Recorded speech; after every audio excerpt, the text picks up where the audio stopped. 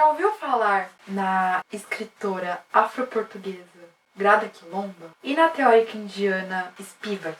Se você tem interesse em alguma das duas e quer saber o que elas podem falar sobre o racismo cotidiano no Brasil, fica aqui comigo que nós vamos falar sobre isso agora.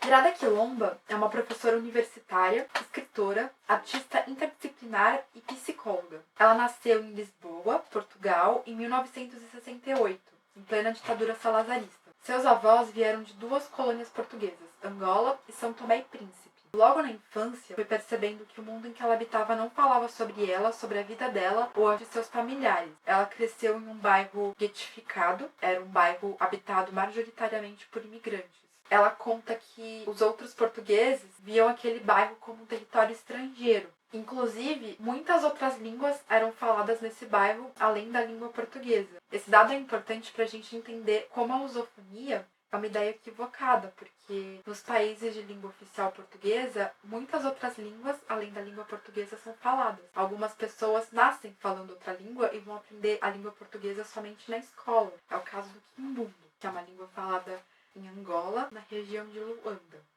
Quilomba, o sobrenome da Grada, é um sobrenome de origem quimbunda. Ela adotou esse sobrenome como sua assinatura artística por ser o sobrenome da avó dela, que foi perdido durante o processo de assimilação. A partir dessa experiência, a Grada vai definir o conceito de alienação, que se dá a partir da anulação da própria identidade. Ela não tinha o sobrenome original da avó dela no documento dela. Então, é como se os povos colonizados só pudessem existir legalmente através do nome do colonizador. A partir de experiências como essa, Grada reflete em seu trabalho sobre a experiência de ter nascido e crescido em um país de herança colonial. Aqui no Brasil, nós vivemos sempre tentando lidar com os traumas de termos sido uma colônia. No caso de Portugal, é diferente, porque Portugal foi responsável por invadir e colonizar outros territórios, por escravizar pessoas. E, de certa forma, até hoje, esse dado aparece de uma forma bastante romantizada na cultura portuguesa. A Grada começou a formular as suas ideias acerca do racismo cotidiano, que são reproduções de sistema de relação que aconteciam no período da escravidão.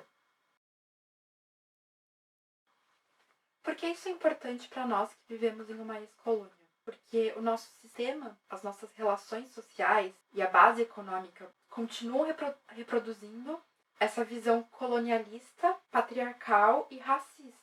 Desde as relações macroeconômicas, que surgem de uma estrutura mais ampla e sistêmica, até as relações interpessoais, passando pela nossa formação subjetiva. No trabalho da Grada, ela trata especialmente das relações subjetivas, ou seja, os traumas que são ocasionados por episódios de racismo.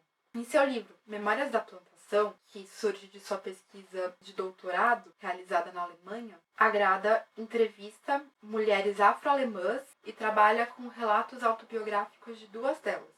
No entanto, apesar de ela fazer esse exercício de escuta com seus objetos de pesquisa, a dimensão do sujeito acabou se interpondo muitas vezes. Então, em diversas passagens, a Grada comenta a sua própria experiência dentro desse ambiente acadêmico em um país como a Alemanha.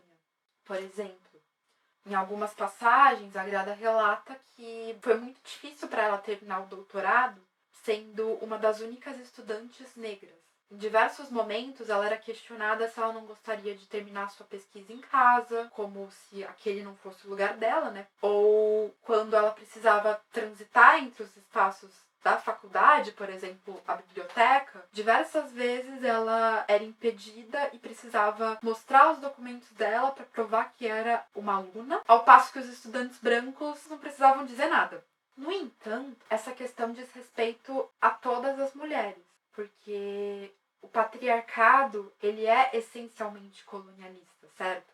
O patriarcado é formado exclusivamente por homens brancos, de preferência heterossexuais e de preferência ricos, talvez mais velhos.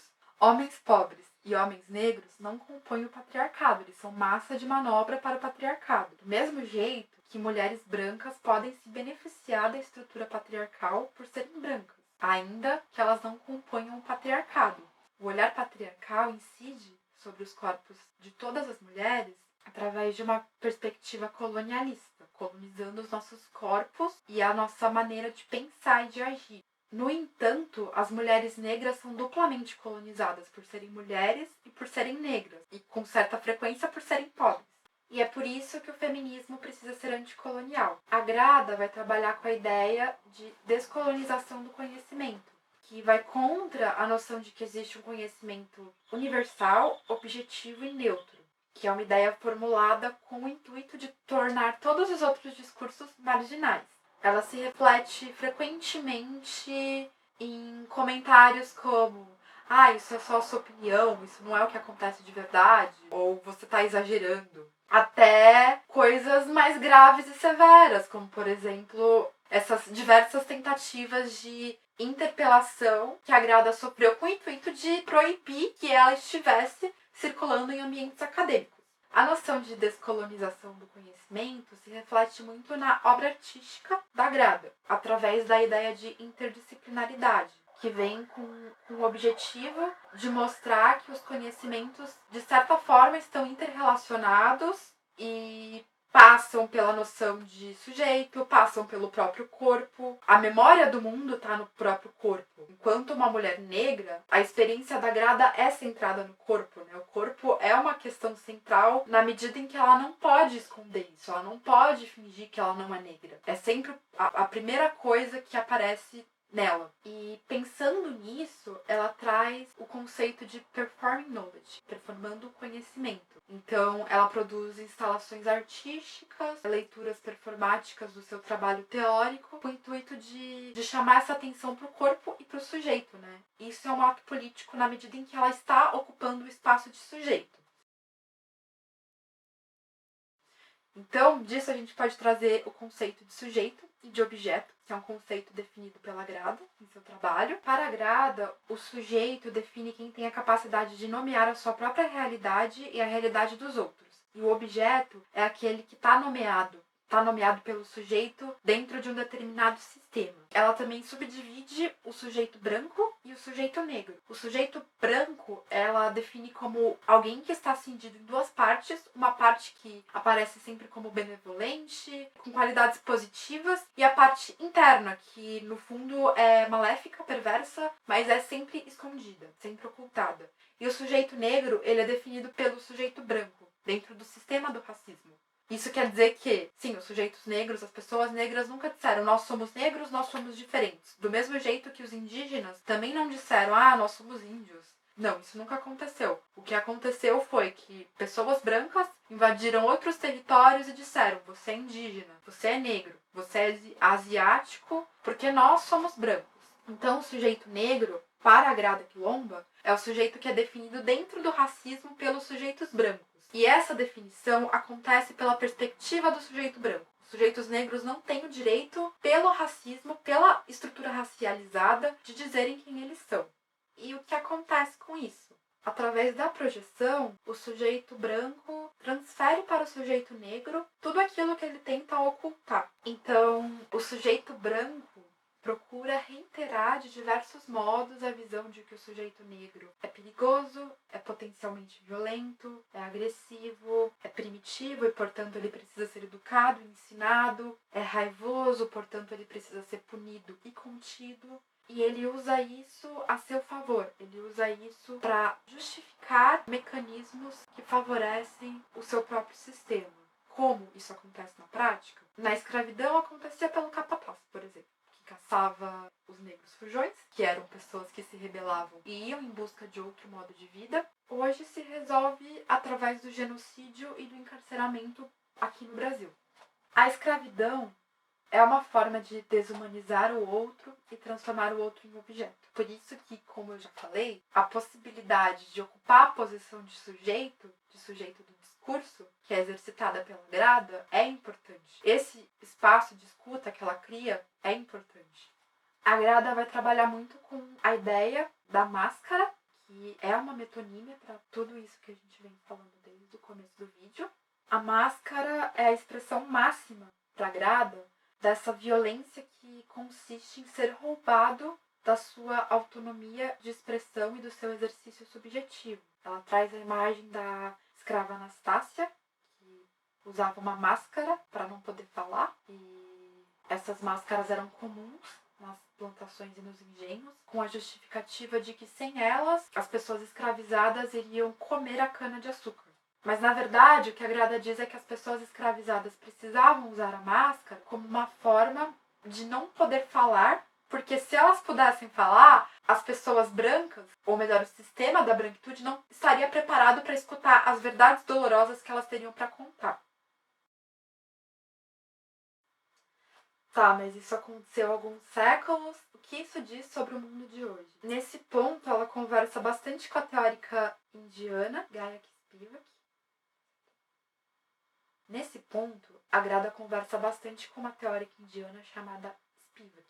A Spivak tem um texto chamado Pode o Subalterno Falar, em que ela comenta o caso das mulheres indianas que se jogam nas piras funerárias para serem mortas e cremadas junto com o corpo de seus maridos. A Spivak diz que é impossível para os subalternos falarem dentro do regime repressivo do colonialismo e do racismo, a não ser que eles assumam uma forma que não é a deles, a não ser que eles se identifiquem com o discurso do opressor. É claro que diversas formas de falar são feitas e foram feitas pelas margens ao longo dos séculos. Mas a Spivak chama atenção para a romantização dos discursos dos subalternos com isso.